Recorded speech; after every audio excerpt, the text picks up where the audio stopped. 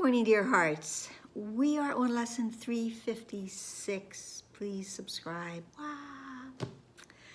So, today's lesson, this whole section, let me just say that, this whole section of lessons in our final relevant thought of part 2 of the workbook, of what am I?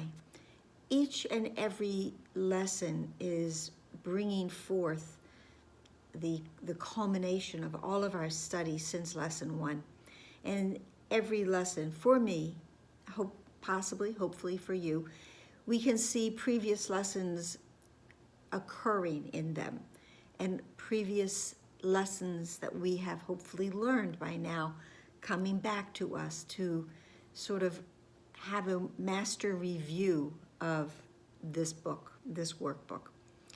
Today's lesson, for me, brings forth 2 different lessons, both from part 1 of the workbook.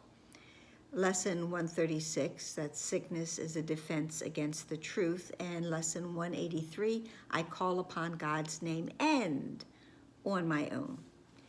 So sickness, the lesson is titled, remember all the titles now, they're 3 lines, and then all of the explanation is in prayer. It's just a short paragraph for each and every one of them. We are indeed coming to the point where our wonderful spiritual tapestry is almost ready to come off the loom for us to enfold and comfort ourselves within it. So, sickness is but another name for sin. Sickness is a defense against the truth of who I am. Healing is but another name for God. The miracle is thus a call for Him. I call upon God's name and on my own. Sickness is but another name for sin. Sin is a mistake. It is a mistaken thought.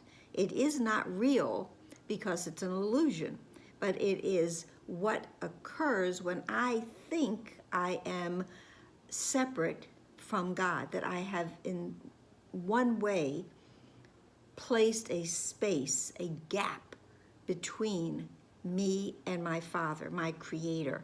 And in those moments, I believe I am a body and I believe I can be sick. It's not the body that is what needs healing. It is the mind that needs to be healed, because the sickness is the effect from a thought that thought it was not part of our true self, our real identity. The second 2 lines, healing is but another name for God. The miracle is thus a call to Him, the correction. Miracles are corrections. So I correct the thought that I am a body, that I can be sick, that I am something other than my true self, by calling out to God. Healing is another name for God. God is the healer of everything. Now, in the lesson 183, I call upon God's name and my own, the first line says, God's name is holy, but no holier than yours. And then throughout the lesson, there's a line that is repeated, and it's lovely, and I'm going to read all 4 of them. It's within that lesson. Repeat God's name, and all the world responds by laying down illusions of sickness, illusions of separation. Repeat the name of God, and little names have lost their meaning.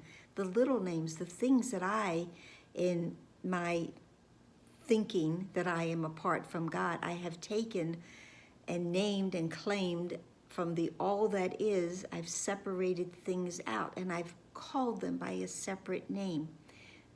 Repeat the name of God, and those little names have lost their meaning. They are coming back into the all that is. Repeat the name of God and call upon yourself with a big S, that God's name is holy, but no holier than mine. It's the reunion of the child with the Father, knowing that indeed we are one, that we are as God created us. And then the final time this line is used, repeat God's name, and you acknowledge Him as sole creator of reality. Sole creator, the only creator of reality. And that's what the big R, reality, the truth of who we are, the truth of what is real. Everything that we see without Christ's vision is unreal. It's a mistake. It's not punishable. It simply needs to be corrected. So the text, well, the prayer portion of today's lesson is, Father, you promised you would never fail to answer any call your son might make to you. And God keeps his word, his promise, as we had in our lesson yesterday, when I accept God's word and all the miracles and the joy and the peace that I will experience.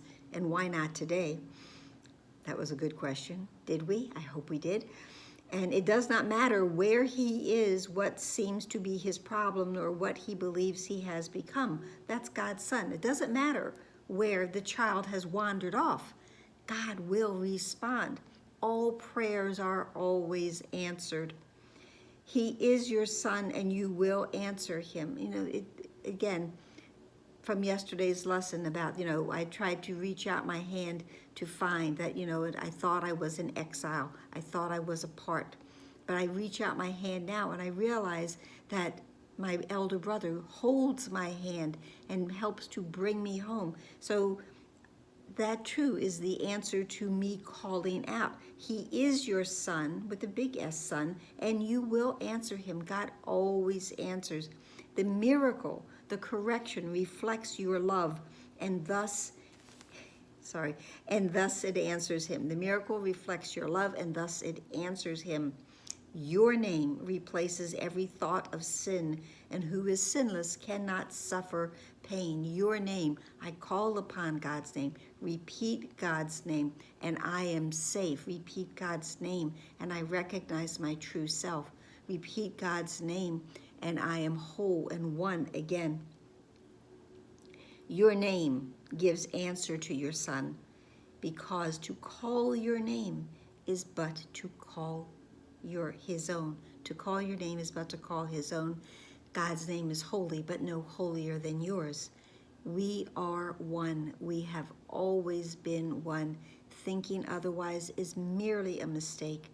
And now, in these final days of these lessons, we really come to understand and get the answer of, what am I? Yes, I am the sinless, guiltless, perfect child of God, in whom he is well pleased. And that's it for today. And I hope that helped. So please like, share, subscribe, smile, breathe. Breathe in this loveliness and awareness of who you are, who we are. And like, share, subscribe, smile, comment, pray, and breathe. And please be here tomorrow. Namaste.